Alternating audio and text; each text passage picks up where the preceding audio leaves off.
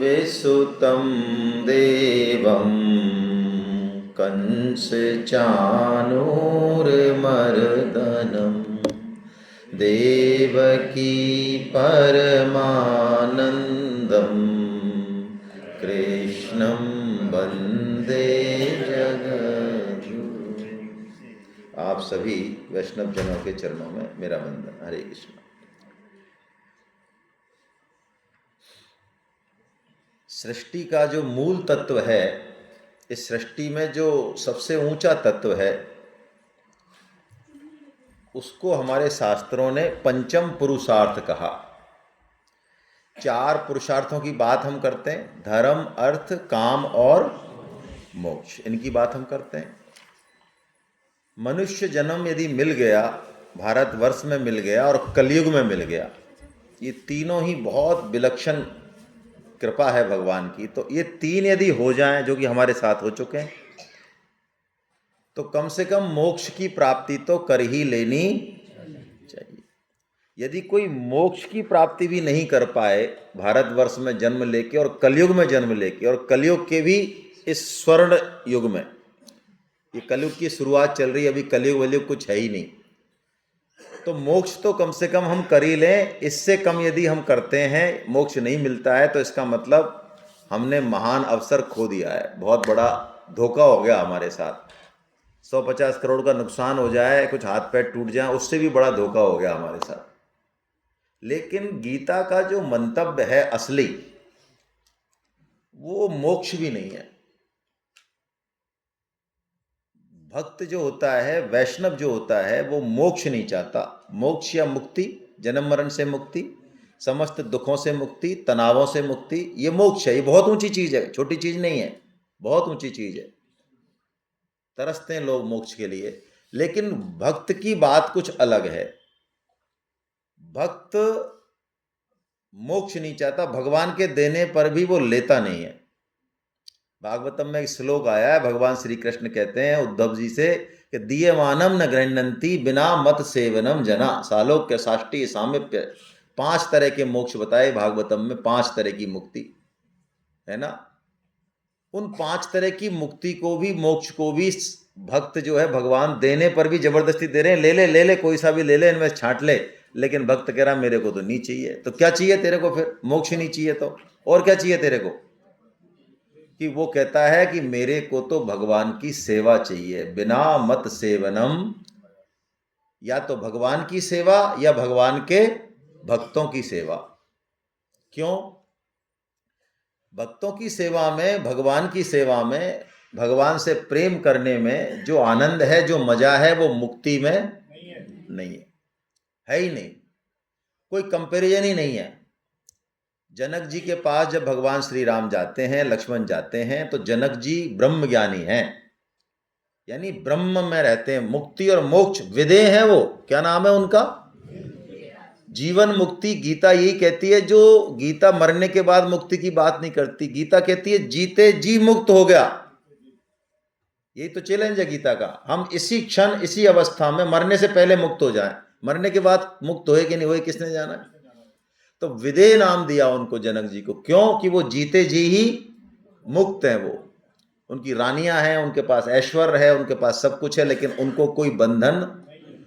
वो विदेह जो ब्रह्मानंद में ही हमेशा 24 घंटे रहते हैं, जब वो भगवान श्री राम के रूप को देखते हैं, उनके वाणी को देखते हैं, तो वो कहते हैं बरवस ब्रह्म सुख ही मन त्यागा। बरवस यानी मैं छोड़ना तो नहीं चाहता हूं इस आनंद को, लेकिन श्री राम के दर्शन का आनंद ऐसा विलक्षण है, ओहो, कि मेरा जो ब्रह्म सुख था, जो आत्मा राम का आनंद था, मैं अपने आप में मगन हूं, आत्मा राम हूं, वो सुख जाता रहा। भक्त तो वो चीज है जो भगवान को भी आनंद देता है। हम तो भगवान से मांगते हैं सब कुछ, हम तो मंगता है मंगता। लेकिन भक्त तो वो चीज है कि भगवान को भी मांगना पड़ जाए उससे, भगवान को भी दे दे वो। और इसी आनंद की प्राप्ति के लिए भगवान अवतार लेते हैं। अवतार में कई हेतु हैं, दुष्टों का विनाश, धर्म की संस्थापना, अकाना बकाना ढिकाना, 50 हेतु हैं। लेकिन सबसे टॉप का जो हेतु है भगवान के अवतार का, वो है भक्तों को प्रेम देना और भक्तों से प्रेम लेना। ये प्रेम तत्व बहुत विलक्षण है भाई। भगवान से संबंध हो जाए, भगवान से प्रेम हो जाए। भगवान ऐसे भक्तों को गीता में 4 तरह के भक्तों को सबको उदार कहते हैं। उदार, क्या बढ़िया बात है। अर्थार्थी भगवान से क्या मांगता है? अर्थ मांगता है। आर्थ भक्त क्या मांगता है? सुरक्षा मांगता है, अपनी कष्ट निवारण मांगता है। और जिज्ञासु भक्त क्या मांगता है? समाधान मांगता है। मेरे मन में ये शंका है, बोलो तीनों ही मांगता है वैसे तो, लेकिन भगवान कहते हैं उदारा सर्व एवैते, ये बड़े उदार हैं। मांगने वाले को भी भगवान के दरबार में क्या कहा जा रहा है? हमसे कोई मांगने आ जाए हैं, अरे और तो छोड़ो, जामन मांगने आ जाए ना, जामन दही छोटा सा दूध जमाने के लिए, और 10 दिन लगातार रह जाए तो हम कहते हैं हट, रोज रोज तंग कर रखा है। जामन नहीं दे सकते हम जामन किसी को प्रेम से तो। और भगवान कह रहे हैं, भगवान से ये मांगने वाले जो खूब मांग रहे हैं, लगातार मांग रहे हैं, लगातार, भगवान इनकी प्रशंसा कर रहे हैं कि वाह ये बड़े उदार हैं। अरे उदार है, ये क्या तरीका, ये कैसे उदार है? अहि दरबार दीन को आदर और रीत सदा चले आई। भगवान के यहाँ पे विरध है कि भगवान के दरबार में मांगने वाले को भी उदार कहा जाता है, लेकिन शर्त यही है कि वो मांगे किससे? अरे छोटा सा बच्चा होता है, उसके दादाजी हाई कोर्ट के जज हैं, उनके मारे कपती है पुलिस, लेकिन दादाजी आए और पोता ने कुछ सीखा होगा, दाब पे सुनेगा, दद्दू आ जाओ लड़ते हैं कुश्ती और मैं तुमको हरा दूंगा आज। तो पोता लड़ रहा है दादा से कुश्ती और दादा को लुढ़का देता है पोता, और दादा लुढ़क के भी बड़े प्रसन्न है। दादा लुढ़क जाते हैं, दादा कहते हैं वाह यार बेटा, तेने तो गजब कर दी यार, आज मेरे को हरा दिया तेने, वाह। हार के भी, घोड़ा बन के भी, उसके इशारों पे नाच के भी, और खुश हैं, वाह क्या बात है। ऐसे ही भगवान भक्त की सेवा करके, भगवान के भक्त के लैट्रिन के लिए हाथ धुलाने के लिए, भक्त के सब हाथ पैर दबाने के लिए, भक्त की नौकरी करके भगवान ऐसे काम जिनको हम नहीं करना चाहते हैं, और भगवान बड़े राजी हैं कि बड़ा आनंद आया यार। त्रिलोचन दास रो रहे हैं, महाराज क्या करवा दिया है, आप मेरे यहाँ 11 महीने रहे, मैंने आपसे हाथ पैर दबाए, मैंने आपसे इतना जो है काम किया, ये क्या कर रहा है, मैं तो इतना अधम हूँ, बहुत पापी हूँ मैं, ये क्या कर दिया मैंने। भगवान कहते हैं अरे त्रिलोचन दास तू मस्त रहे, तू क्या फालतू रोना पीटना कर रहा है। 11 महीने जो मैंने तेरे यहाँ सेवा करी, तेरी और तेरे भक्तों की, मुझे तो बहुत आनंद आया, बहुत आनंद, इसीलिए तो आया था मैं, और नहीं क्यों आया मैं। क्या बात है, कैसी बढ़िया बात है। ये प्रेम अंतिम तत्व है भाई। इस मनुष्य जीवन का जो सर्वोच्च लक्ष्य है, लक्ष्य वो प्रेम है। ये प्रेम पत्थर को पिघला देता है, ये प्रेम भगवान को भी पिघला देता है। यदि हमने जीवन में जो भी कुछ किया, धर्म अर्थ काम मोक्ष, और भी जो भी कुछ किया, शास्त्र जो भी कुछ किया, अच्छे से अच्छी बढ़िया चीज साधन किए, अच्छे से अच्छे कर्म योग किया, भक्ति योग किया, ज्ञान योग किया, और भी किया, ध्यान योग किया, कुछ भी किया जिससे हम पुज रहे हैं संसार में, और हमारी बराबर किसी ने नहीं किया, इतने बड़े हैं हम, ऐसा साधन कर लिया, लेकिन प्रेम नहीं है हमारे दिल में भगवान के प्रति, तो कुछ नहीं किया हमने, कुछ नहीं किया। षडंगादि वेदो मुखे शास्त्र विद्या, कवित्वादि गद्यम सुपद्यम करोति, यशोदा किशोरे मनोवेन लग्नम, ततः किम ततः किम ततः किम ततः किम। कैसा श्लोक है। षडंगादि वेदों मुखे शास्त्र विद्या, हमारे मुख में 4 वेद और 4 वेदों के 6 अंग उप अंग, इतना सभी शास्त्र हमारे मुख में विराजमान हो। कवित्वादि गद्यम सुपद्यम करोति, अरे हम गद्य को पद्य कर दें, पद्य को गद्य कर दें, आप कहो अथर्ववेद ऋग्वेद कहां से बोलना उस पन्ने से बोलना चालू कर दें, आपको झुमा के रख दें, बोलो। लेकिन शास्त्र कह रहा है यशोदा किशोरे मनोवेना लग्नम। यदि भगवान यशोदा के किशोर से भगवान श्री कृष्ण के चरणों में तेरे मन का लगन नहीं हुआ, तेरी शादी नहीं हुई, लगन नहीं हुआ उससे, उनके चरणों में तेरा प्रेम नहीं हुआ, तो ततः किम ततः किम ततः किम ततः किम, तूने क्या किया, क्या किया, कुछ नहीं किया, धूर है तेरा। ये ऐसा तत्व है प्रेम। हम किसी को कुछ देना चाहें, कुछ सुधार भी करना चाहें, तो प्रेम से बड़ी औषधि कुछ नहीं है। भगवान ने 18वें अध्याय में पूरी गीता को पुनः कहा, समेटा, पूरी गीता को सार रूप में समेटा, और बड़े जबरदस्त अंदाज में समेटा भगवान ने, एक भी चीज छोड़ी नहीं, दोबारा से कही लेकिन रिपीट नहीं करी। देखो आप मजे की बात, ये भगवान ही कर सकते हैं।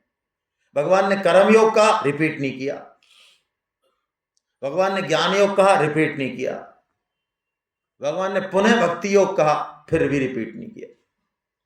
और इन सबको कहने के बाद भी भगवान ने एक ऐसी चीज कही जो अब तक गीता में उन्होंने नहीं कही। अंतिम से अंतिम बात जो प्रेम की बात है उस पर हम जाएंगे, उससे पहले भगवान ने क्या किया हम संक्षेप में लेते हैं। मनुष्य जीवन एक रथ है, तो इस रथ का संचालन कैसे किया जाए भगवान ने बताया। मन है, बुद्धि है, कर्म है, हमारा कर्ता भाव है, हम करता हैं, ये आहार है, अभी श्रद्धा की बात करी, श्रद्धा है, यज्ञ है, तप है, दान है, ज्ञान है, धृति है, बुद्धि है, धृति है, सुख है, इतनी सारी चीजें हैं। ये भगवान ने इन सब के बारे में बोला, 3-3 तरह के बताए ये सब चीज। अभी सुधीर जी ने श्रद्धा त्रय विभाग लिया, हर चीज 3 तरह की होती है, क्योंकि सृष्टि में जो भी चीज होगी वो कैसी होगी, 3 तरह की होगी। ज्ञान भी कैसा होगा, 3 तरह का, बुद्धि भी कैसी होगी, कर्म भी कैसे होंगे, और धृति जो बुद्धि को धारण करती है वो भी, यज्ञ भी 3, तप भी 3, दान भी 3, आहार भी 3, सब 3 तरह के हैं। तो हमको ये चेक करना चाहिए कि आखिर जो हम ज्ञान कह रहे हैं अपने आप को, हम कर्म कर रहे हैं, हमारी बुद्धि को हम बढ़िया कह रहे हैं, इनको चेक करें हम सबको, हमारे कर्म को, हमारे कर्तापन को, हमारी बुद्धि को, हमारे धृति को, सबको चेक करना चाहिए। आहार को, यज्ञ को, तप को, दान को, क्या चेक करना चाहिए कि कौन सी श्रेणी में हमारा आ रहा है, सात्विक में आ रहा है, राजस में आ रहा है, या तो तामस में आ रहा है तो राजस की तरफ चलो, और अल्टीमेटली तामस हो या राजस हो हमको चलना कहां है, सात्विक की तरफ चलना है। आहार की बात करी, आहार से श्रद्धा की पहचान बहुत आसानी से होती है, क्योंकि आहार तो हम दिन में 4-5 बार करते ही हैं। तो आहार में हमारी रुचि कैसी है, उससे श्रद्धा की पहचान होती है। यज्ञ हम जो कर रहे हैं, कर्तव्य कर्म जो हम कर रहे हैं, बेटा बेटियों को पाला, पड़ोसी का किया, समाज का किया, क्यों किया, क्या चाहिए, बदले में कुछ चाहिए, हाँ, और बदले में हमको कुछ भी नहीं चाहिए, इनसे और सावधान रहना, ये थोड़े से ऊंचे स्तर के फर्जी हैं।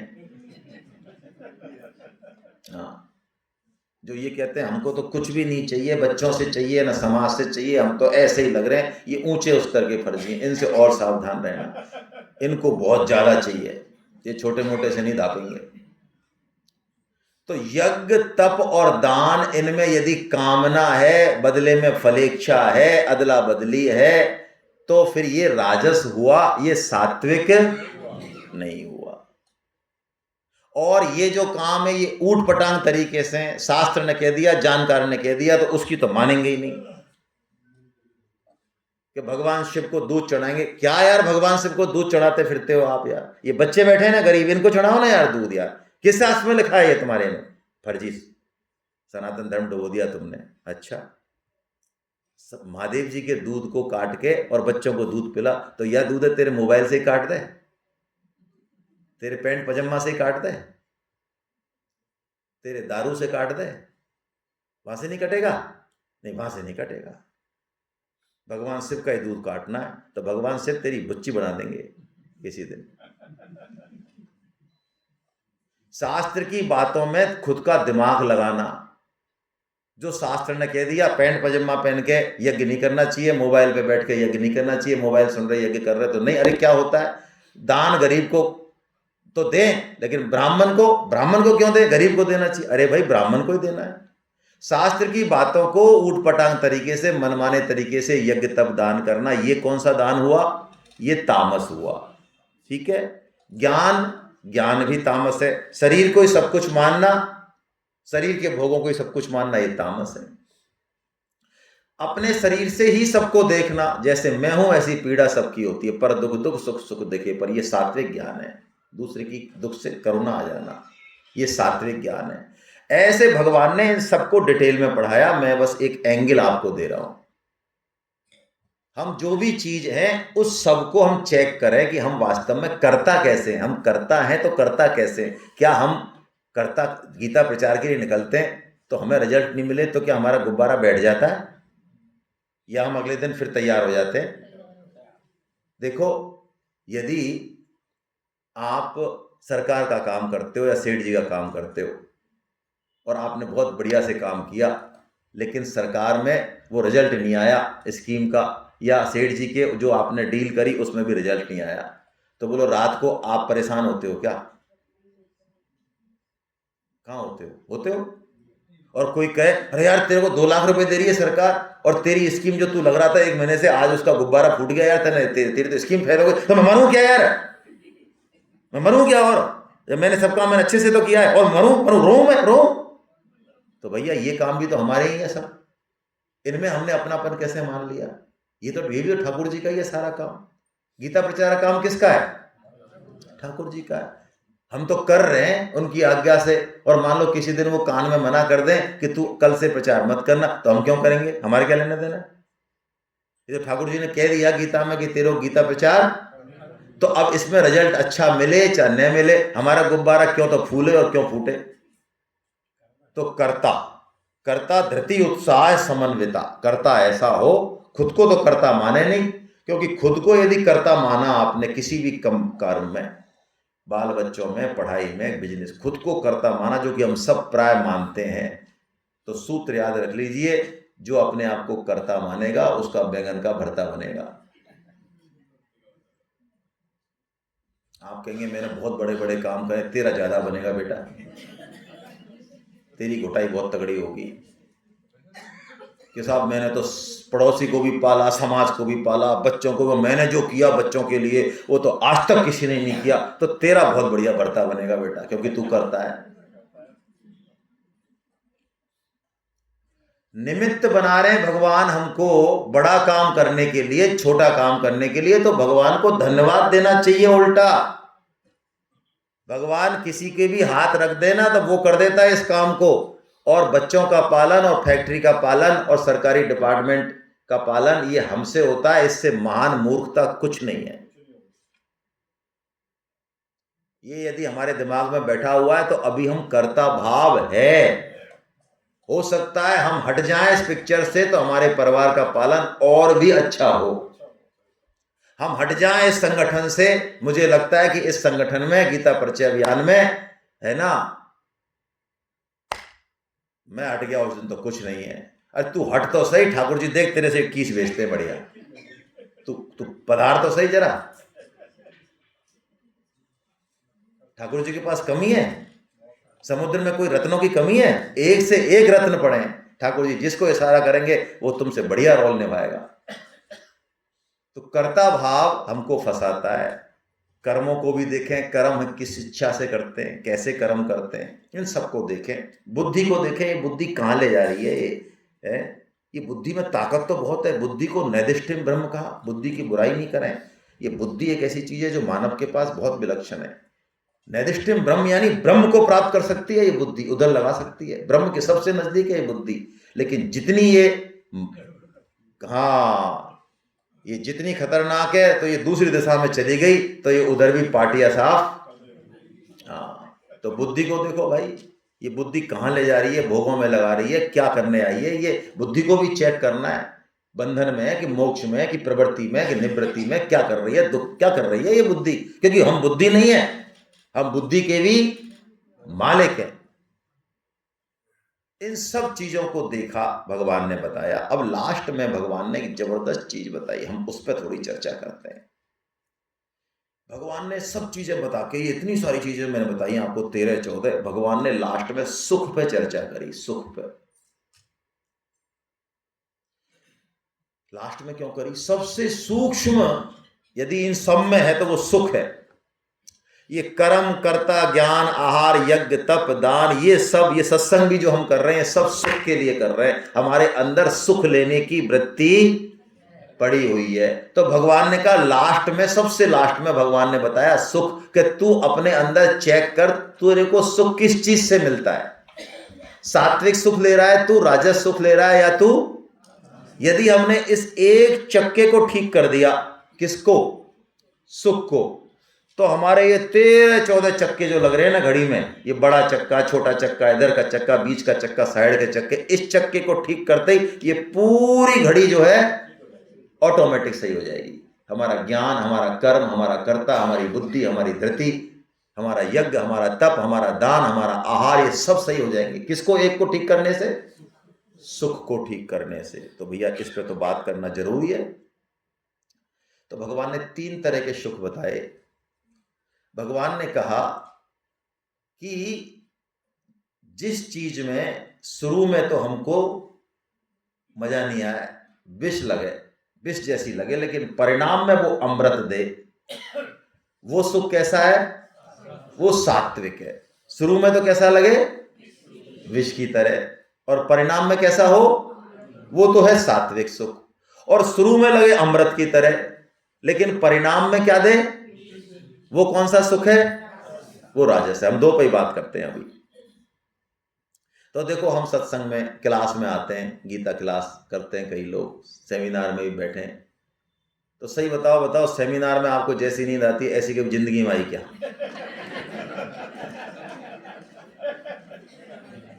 अरे सही बताओ, दिल पे हाथ रख के बताओ। तुम लाखों रुपए खर्च कर दो, ऐसी साउंड स्लीप आपको कोई डॉक्टर के नहीं मिलेगी। या 3000 रुपए में हम आपको 3 दिन स्लीप दे रहे हैं, बताओ। जिसको नींद की समस्या हो वो हमसे संपर्क करे, गारंटी है। और सुनो, मजाक नहीं कर रहा हूं मैं, 6 घंटे में आप जो नींद नहीं ले सकते, हम आपको 1 घंटे में दे देंगे। हमारे पास ऐसे ऐसे वक्ता हैं, हम उतार देंगे तो आप खर्राटे भरोगे, चिंता ही मत करो।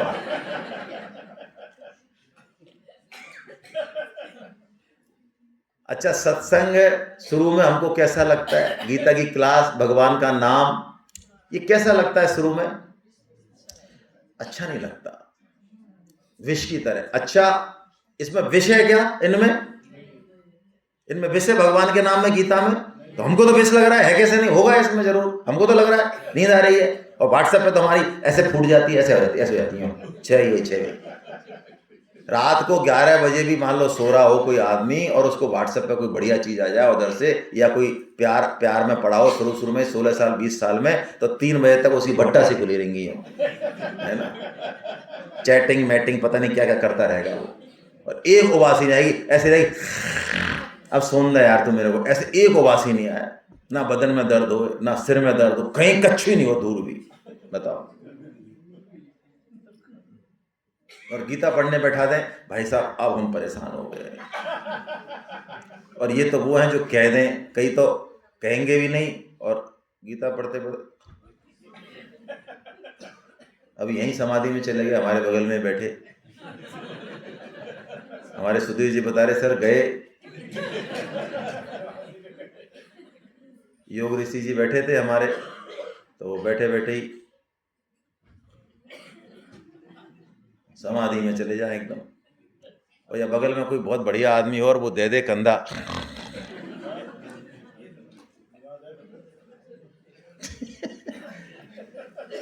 लेकिन देखो ये क्यों लगता है ऐसा, समझो आप बात को। पुराने जन्मों में, हजारों लाखों जन्मों में हमने भोग ही भोगे हैं। बहुत लंबी यात्रा है, बहुत पुराने प्रिंट हैं हमारे। भगवान ने कृपा करके मनुष्य शरीर दिया, इसमें यदि वो पुराने प्रिंटों को थोड़ा मिटाएंगे हम, भगवान ने कहा उसमें थोड़ी सी अभ्यास करें, अभ्यासात रमते, थोड़ा बुद्धि का, विवेक का प्रयोग करें और लगाए रखें अपने आप को गीता में, नाम जप में लगा 2 महीने, 6 महीने, साल भर, तो एक दिन ऐसा आनंद आएगा आपको। अरे भगवान का नाम इतना मीठा लगता है, छूटा नहीं जाता, छोड़ा। मैं मजाक नहीं कर रहा हूं आपसे। मुझे बहुत प्रसन्नता हुई है, मुझे बताया कुछ लोग तो हैं जो 64 माला कर रहे हैं। अरे लार, भगवान शेषनाग जो है ना, वो अहरनिश भगवान का नाम लेते हैं, अहरनिश, और डेली 2000 नाम नए लेते हैं भगवान के, फिर भी भगवान के नाम खत्म नहीं होते। और वो नाम लेते हैं तो नाम लेते लेते लार आती है उनके, लार, तो वो लार को सबड़ते नहीं है, खींचते नहीं है। क्यों सबड़ेंगे? इतने में तो 2-4 नाम निकल जाएंगे। तो उनकी लार बहती है, उस लार से एक समुद्र बन गया। बोलो। दादू दयाल जी हमारे राजस्थान में संत हुए हैं, 350 करोड़ कोई नाम ले ले तो उसको भगवत प्राप्ति हो जाएगी, ऐसा शास्त्रों में आया है। दादू दयाल जी ने तो 350 गुना यानी कितने नाम लिए। क्यों? जो संत नाम लेते हैं ना, वो जीभ से नहीं लेते हैं, रोम रोम से नाम लेते हैं। और हमारे शरीर में 3.5 करोड़ रोम होते हैं, हमारी एक एक हड्डी से एक एक उससे नाम निकलता है। ये मजाक नहीं है, ये कोई ऐसा नहीं है कि कपोल कल्पना है। हमारे यहाँ वो हुई है, क्या नाम है उनका, जनाबाई। जनाबाई ऊपला थापती थी गाय का, तो एक संत आए तो जनाबाई लड़ रही थी एक दूसरी से, उन्होंने ऊपले साथ साथ सुखाए, उसने कहा ये मेरा है, उसने कहा है तेरा कहाँ है, मेरा है ये। हमारे लिए बुरी, हमारे लिए ऐसा लगेगा, गाँवों में लड़ते हैं गोबर के लिए, ऊपलों के लिए लड़ती हैं, हमने देखा है ये। तो संत आए, संतों ने कहा भाई अरे तुम तो जनाबाई हो, तुम इतनी लड़ रही हो भक्तों के कि महाराज ये मान नहीं रही है, झूठ बोल रही है। तुम झूठ बोल रही हो तो तुम्हारे पास क्या प्रूफ है? तुम्हारा नाम लिख रहा है कैसे इन पे, कोई ऊपलों पे? हो सकता है ये सही बोल रही हो। तो जनाबाई ने कहा महाराज मेरे जो ऊपले हैं उनमें आपको भगवान नाम की ध्वनि मिल जाएगी। तो संत ने कहा अच्छा। तो संत ने ऊपले लिए और देखे तो उसमें भगवान नाम की इतना मिठास था कि संत बावले हो गए कि अरे ऊपलों में नाम आ गया। हाँ ऊपलों में नाम आ गया। कुआ जी कुएं में दब गए, ऊपर नाम आ गया, दबे रहे कई दिनों तक। ये नाम में ताकत है। तो दादू दयाल जी ने नाम लिए ऐसे, बहुत मिठास भरा नाम लिया। वो दादू दयाल जी जब जा रहे थे तो उनकी आंखों से एक आंसू गिरे, तो उनके संतों ने कहा महाराज ये जा रहे हो आप और आप रो रहे हो, आप तो भगवान के इतने बड़े भक्त हो, आपको क्या मतलब, आपको क्या दुख है? आपको तो हंसते हुए जाना चाहिए, आप दुख कैसे रहो? तो दादू दयाल जी ने एक दोहा कहा बड़ा प्यारा, कि देह हवाले हो रही और हौस रही मन माहे, और दादू जैसा नाम था तैसोली नो नाहे। वो कह रहे हैं भैया अब ये शरीर छूट रहा है ना, देह हवाले होश। हमारे मन में एक होश रह गई। क्या होश रह गई? नाम तो लिया हमने, लेकिन जैसा लेना चाहिए था ना, जैसा इसमें मिठास था वैसा ले नहीं पाए भाई, कसक रह गई मन में। और लेते और लेते और लेते। क्या बात है, कैसी बात है। ये सात्विक सुख है भाई, ये बहा ले जाएगा हमको, लेकिन इसमें थोड़ा टिकना चाहिए, थोड़ा टिके इसमें, खराब नहीं करें अपने मनुष्य जीवन को भाई, टिके। संत कह रहे हैं, भगवान कृष्ण कह रहे हैं, गीता कह रही है, जरा विश्वास रखें। ये कीचड़ के सुख हैं, कचरा सुख है ये, जो हम, ये राजस सुख है, जो शुरू में कैसा लगता है अमृत की तरह। इसकी प्रैक्टिस है हमको। व्हाट्सएप की ट्रेनिंग नहीं दी किसी ने, है ना, यौन सुख की ट्रेनिंग नहीं दी किसी ने, खाने पीने की ट्रेनिंग नहीं दी, कचरा पट्टी की ट्रेनिंग नहीं दी, निंदा की ट्रेनिंग नहीं दी। 50 तरह के सुख है कचरा पट्टी के, उनकी ट्रेनिंग नहीं दी, लेकिन हमारा मन लगता है उसमें, स्वतः ही लगता है। क्यों? क्योंकि हमारे पिछले जन्मों की बहुत सारी प्रैक्टिस है, पहले से ही प्रैक्टिस है। जैसे कोई बहुत बड़ा शुद्ध भक्त जन्म ले घर में, वो शुरू से ही जो है गीता भागवत में रुचि, कीर्तन में रुचि लेने लग जाता है। स्वामी जी 4 साल के तो आसन बिछा के और सत्संग करने लगते। 4 साल का बालक बोलना नहीं जानता, तो पूछते, उनकी मां पूछती सुखू, सुखू कह देते, सुखू तो क्यों आया है? कि मैं सबको गीता पढ़ाने आया हूं, मैं सबको भगवान में लगाने आया हूं। उनको पूछो भगवान क्या होता, तो भगवान पता नहीं उनको। वो ऐसे आसन लगा के बैठते, कभी जमीन पे नहीं बैठते, आसन बिछा के बैठते और सुखू सुखू करके पूछते तो कहते मैं सबको भगवान में लगाने आया हूं। ये सात्विक वृत्ति पिछले जन्म की है, हमारी राजस वृत्ति है। अभी हम गीता पढ़ेंगे, भगवान का प्रचार करेंगे, तो ऐसा संभव नहीं है कि हमारा जन्म हो, लेकिन मैं बता रहा हूं फॉर एग्जाम्पल, चलो हो गया तो हमारी यात्रा वहीं से शुरू हो जाएगी।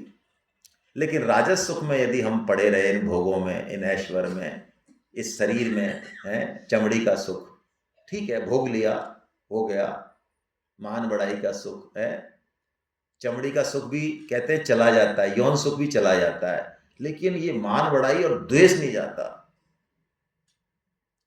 ये ऐसा सुख है। तो चैतन्य महाप्रभु ने इसको कहा कि सुअर का मल सबसे घृणित है। सुअर लैट्रिन खाता है, लैट्रिन अपने आप में घृणित है, और सुअर उसको भी खाता है, तो उसका मल तो उससे घृणित कोई चीज नहीं। तो मान बढ़ाई सूकरी विष्टा, ऐसा चैतन्य महाप्रभु ने कहा कि यदि कोई मान बढ़ाई चाहता है कि यार मेरी प्रशंसा करो आप, मैं कितना बढ़िया इंसान हूं, कुछ तो बोलो यार मेरे लिए आप, है ना, और तुम बोलते रहो और मैं मना करता रहा हूं कि मत बोलो, मुझे अच्छा नहीं लग रहा और अंदर से अच्छा लग रहा है, ये नाटकबाजी जाती नहीं है हमारी। ये सुख सारे बेकार सुख है, राजस सुख है। शुरू में ये अमृत लगेंगे, लेकिन परिणाम में ये क्या देंगे? विष। और बल्कि भगवान तो, स्वामी जी ने तो कहा कि विष से भी खतरनाक है ये। क्यों? विष तो मार देगा, बस काम खत्म, और तो हिसाब बराबर। ये जो सुख है ये अगले जन्मों में भी हमारे पीछे पड़ा रहेगा, जन्म जन्म। अब मार ही रहा है ना। आप सोचो, भगवत गीता जिस देश में पैदा हुई हो, गीता प्रेस जिस देश में हो गई हो, हमारे काल में, आज 1000 साल बाद कलयुग में जो जन्म लेंगे उनको गीता प्रेस नहीं मिलेगी, वो गंगा नहीं मिलेगी। आज गंगा है, गीता है और हर अवसर है, फिर भी कितने लोग बैठे हैं? बोलो आप अपनी कॉलोनी में आप जाओ, कितने लोग गंगा गीता से जुड़ना, भगवान से जुड़ना चाहते हैं? 1% नहीं है। कोई नुकसान हो रहा है? जुड़ रहे उनके घर उजड़ गए, क्या हो गया? उनके शरीर खराब हो गए, बुद्धि खराब, क्या हो गया उनके? लेकिन फिर भी नहीं जुड़ रहे हैं, देखो आप। तो सात्विक सुख में रमन करना है हमको, यानी क्या करना है? आज से हमको क्या लेना है? सात्विक सुख लेना है, राजस सुख को। ठीक है, 56 भोग आ गए, बहू आ गई, बेटी आ गई, बेटा आ गया, हंसना है, खेलना है, आनंद मनाना है, लेकिन अंदर से लिप्त नहीं होना है। शादी है, ब्याह है, डांस कर रहे हैं, 50 लोगों में, 1000 लोगों में लग रहा है ऐसा पूरी तरह से लिप्त है, लिप्त नहीं होना है। उस सुख को अंदर से, कोई पैर छू रहा है, कोई इज्जत भी कर रहा है, लेकिन इसको कर रहा है, मेरा कोई लेना देना नहीं है। राजस सुख में फंसना नहीं है, ऐसा भगवान ने बताया। अब भगवान फिर अंतिम बात बताते हैं अर्जुन को। ये बात तो बता दी, फिर अर्जुन से भगवान ने एक बात कही बड़ी जबरदस्त। अर्जुन से भगवान ने कहा, अर्जुन तेरे कुछ समझ में आई क्या गीता? मैंने इतनी बात तुझे बोल दी है, क्योंकि पहले तो भगवान ने ये बोल दिया, अर्जुन चुपचाप सुन रहा है। भगवान ने पहले तो बोला कि अर्जुन मैंने तेरे को जो कहना था वो सब कह दिया, अब तेरी जचे जो कर, यथेच्छसी तथा कुरु। जैसे ही अर्जुन को ये बोला तो अर्जुन एकदम परेशान हो गया। क्यों? उसको भगवान का ये आश्रय है, और जिसको भगवान का आश्रय है ना, उसको भगवान छोड़ दें तो इससे बड़ा दुख कुछ नहीं है उसके लिए। क्या दुख है बताओ? इससे बड़ा क्या दुख है? छोटा बच्चा माँ पे आश्रित है, माँ के चारों तरफ घूमता है, माँ से ही प्रेम करता है, माँ से ही लड़ता है, माँ के मुक्के मारता है, उसको माँ के अलावा कुछ पता ही नहीं। छोटा शिशु को पालने में बैठा है और माँ ही उसको फेंक दे बाहर उठा के, और उस पर क्या बीते बताओ? वो कहाँ जाए, किसको रोए? और उसके लिए पूरा संसार ही माँ है। तो अर्जुन के लिए भी यही स्थिति है। वो सोच ही नहीं सकता कि भगवान श्री कृष्ण मान लो ये कह देंगे कि यार तेरी जचे जो कर, अब तू, अब मुझे, अब ठीक है। अर्जुन को ऐसा लगा, जचे जो कर कह दिया कि शायद भगवान मेरा त्याग कर रहे हैं। तो अर्जुन की स्थिति बहुत भाव विभ्वल हो गई। अश्रुओं से बात कर रहे हैं अर्जुन, अब आंसुओं से कर रहे हैं, हृदय के भावों से बात कर रहे हैं। अर्जुन के मुंह पे शब्द नहीं है। अब तक तो बोल लिया अर्जुन, लेकिन अब अर्जुन की स्थिति ऐसी हो गई है बिल्कुल कि साक्षात भगवान ही भगवान है बस, और दीन दया दैन्यम आ गई भगवान के प्रति। भगवान मैं तो कुछ भी नहीं हूं, मैं तो बिल्कुल, आपने मेरे को ही दुत्कार दिया, बताओ मैं अब कहां जाऊंगा, मेरा कौन है और आपके अलावा? ऐसा जिस दिन ये भाव आ जाता है ना, फिर भगवान वो देते हैं जो अब तक नहीं दिया होता है भगवान ने। तो भगवान वो दे रहे हैं अर्जुन को। भगवान एक बात बोल रहे हैं, है ना, 18.66 आपके सामने ये श्लोक है। सर्वधर्मान् परित्यज्य मामेकं शरणं व्रज अहं त्वां सर्वपापेभ्यो मोक्षयिष्यामि मां। अर्जुन से कह रहे हैं तू छोड़ यार, अब तू तेरी बुद्धि का आश्रय छोड़, क्या करना है क्या नहीं करना है, कौन सा धर्म है कौन सा अधर्म है, तू सब छोड़ दे। हो सकता है तू तो गलती कर दे, तू तो ऐसा कर, सब कुछ धर्मों का आश्रय छोड़ के और किसकी शरण में आ जा, मेरी शरण में आ जा, मैं तुझे सब पापों से मुक्त, चिंता, क्या बढ़िया बात है, कैसा आश्वासन है। भगवान कह रहे मां शुचः तू चिंता, ये आश्वासन अर्जुन के लिए हमारे लिए, ये हमारे लिए। अर्जुन तो भगवान के संग ही रह रहे 24 घंटा, ये हमारे लिए। तो हम भगवान के शरण हो जाएं। अब अपनी मन बुद्धि के ऊपर भगवान की वाणी श्री कृष्ण को प्राथमिकता, भगवान की वाणी गीता को प्राथमिकता दें, श्री कृष्ण को दें। अब जीवन में हर फंक्शन करें, हर चीज करें, क्या कृष्ण वरीयता पे है ये चेक करें अपने आप को। शादी में, ब्याह में, खाने में, पीने में, पहनने में, गाड़ी में, घोड़ा में, जो भी खरीदते करते हैं, जो क्या कृष्ण है सेंटर में। बेटे से भी प्यार करना है, पत्नी से भी करना है, क्या कृष्ण है। हर जगह कृष्ण होने चाहिए, नंबर 1 पे कृष्ण, बाकी सारे रिश्ते कृष्ण से चलेंगे। अब पत्नी मेरी नहीं है, पत्नी कृष्ण की है, मैं भी कृष्ण का हूं, इसलिए पत्नी और पति के बीच में एक दायित्व है, क्योंकि मुंह बोले भाई हो गए ना, उधर एक ही माँ से हो गए ना, तो एक माँ के बेटों में तो प्रेम होता है। तो हम सब कृष्ण के, इस नाते हमारा संबंध है, इंडिपेंडेंट हमारा कोई संबंध नहीं है। ये अर्जुन को कहा भगवान ने, पूरी तरह से अर्जुन को आश्वासन दे दिया। और अब भगवान ने वो लास्ट बात बताई जो हमने पहले पढ़ ली। भगवान ने ये सारे योग कह के, ये बात बताने के बाद भी अर्जुन को ये बात कही है। ये सेठ जी ने जब ये श्लोक पढ़े दोनों, हमने तो ये 50 बार पढ़ लिया, हमारी खोपड़ी में तो कुछ बैठता नहीं है। सेठ जी ने पहली बार पढ़े 1922 में, 21 में, तो सेठ जी की आंख चिपक गई इन पर, इन दोनों श्लोकों पर। उन्होंने कहा कर्म योग कितना कठिन है, ज्ञान योग कितना कठिन है, भक्ति योग तो और भी गुह्यतम है। ये बढ़िया भगवान ने पोल खोल दी अपनी। भगवान कह रहे हैं कोई गीता का प्रचार कर दे यदि निष्काम भाव से, तो भगवान कह रहे हैं उसके समान मेरा प्रिय कोई है ही नहीं और ना होगा।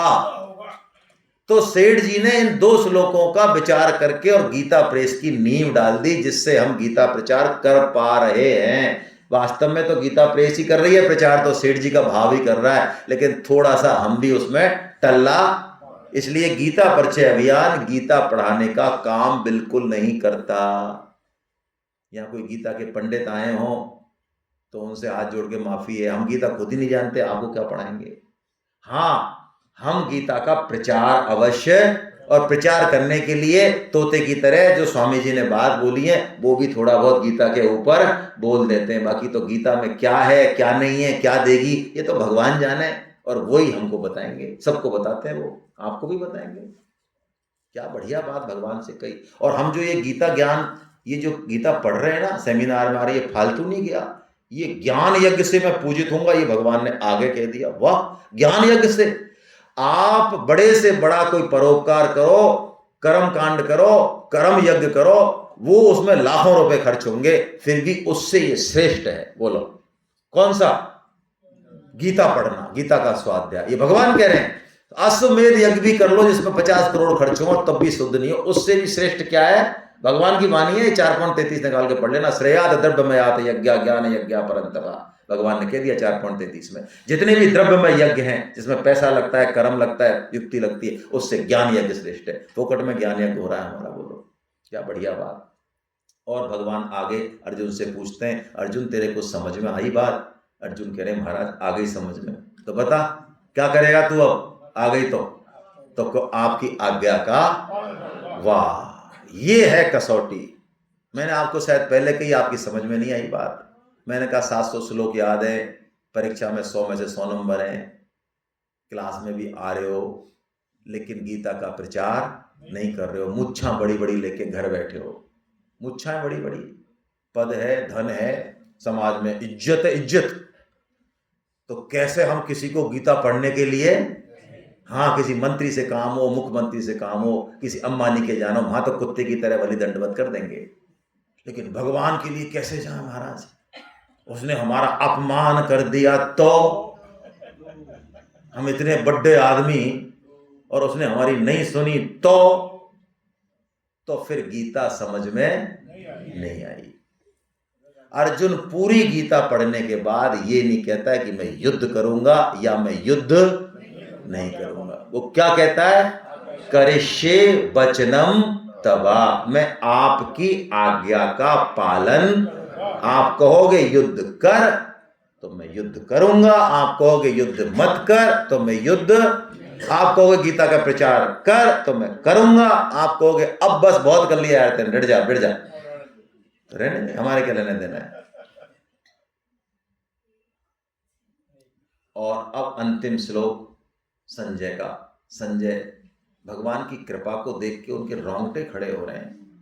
हम भी गीता को पढ़ें, गीता क्लास अटेंड करें, सेमिनार में आए, अरे गीता का प्रचार हम कर पाए, 2-4 लोगों को जोड़ पाए, तो भगवान की कृपा का अनुभव करना चाहिए। जो पत्नी, जो पति, जो घर, जो माता पिता हमको मिले, भगवान को धन्यवाद देना चाहिए।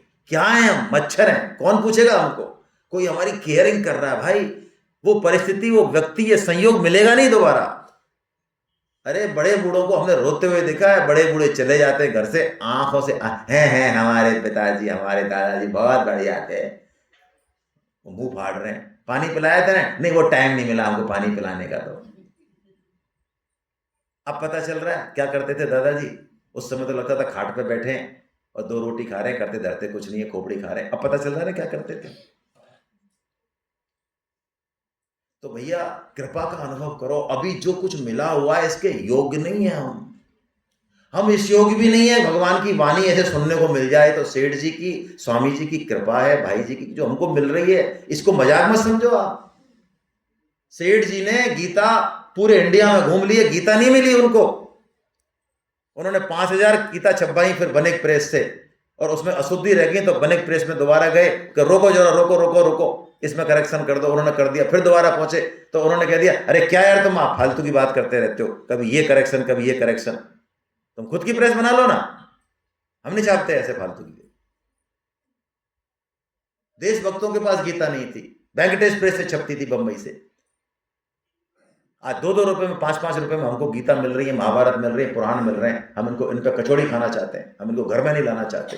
150 रुपए की, 200 रुपए की किताब हो तो हमारे यहाँ पे बटन, यहाँ पे तनाव आ जाता है कि भाई साहब फ्री में दे दो ना, ऐसा करो। तो हम कृपा का अनुभव करें। कृपा कैसी है भगवान की? बहुत विशेष कृपा है। और अंतिम श्लोक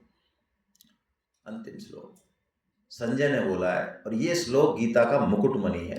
कृष्ण के पास तो मुकुट है, कृष्ण ने तो गीता बोली है, उससे ऊपर तो क्या होता है। लेकिन कृष्ण की मर्जी है कि कृष्ण भक्तों को अपने से भी ऊपर, कृष्ण की वाणी से तो ऊपर कुछ हो नहीं सकता, लेकिन कृष्ण की मर्जी से ही उनके भक्त जो संजय हैं, उनका श्लोक मुकुटमणि बन गया।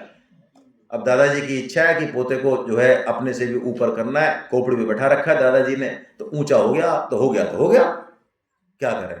यत्र योगेश्वर कृष्णो यत्र पार्थो धनुर्धर तत्र श्रीविजयो भूतिर् ध्रुवा नीतिर्मतिर्मम।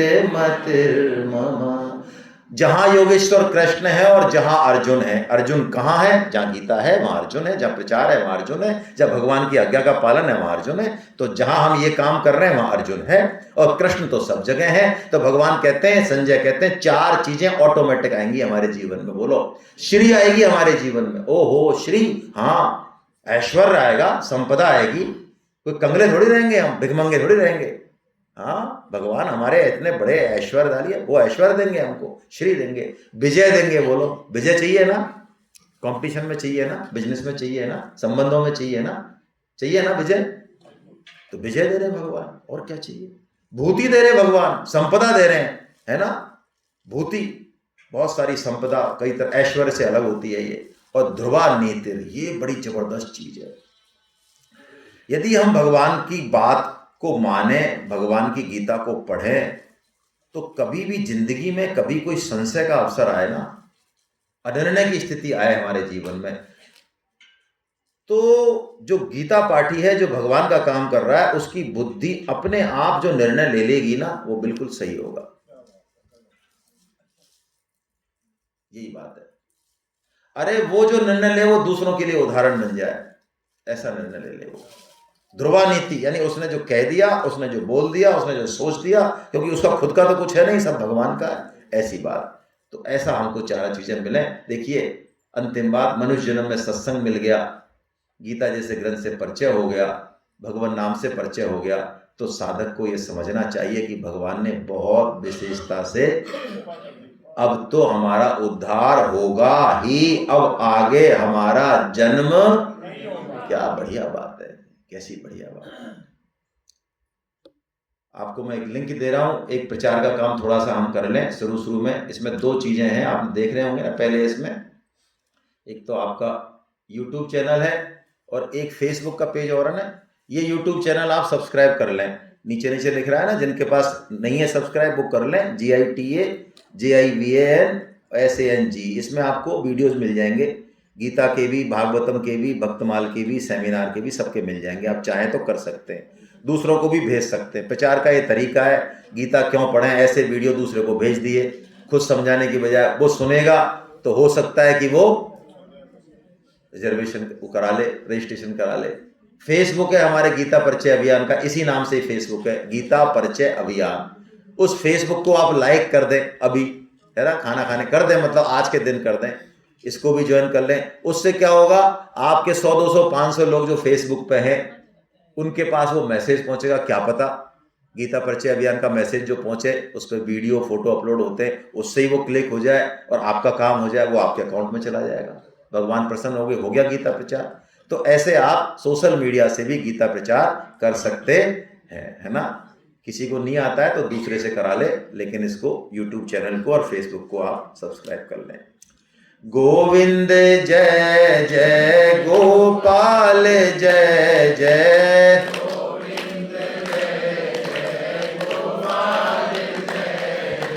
राधा रमन हरि गोविंद जय जय।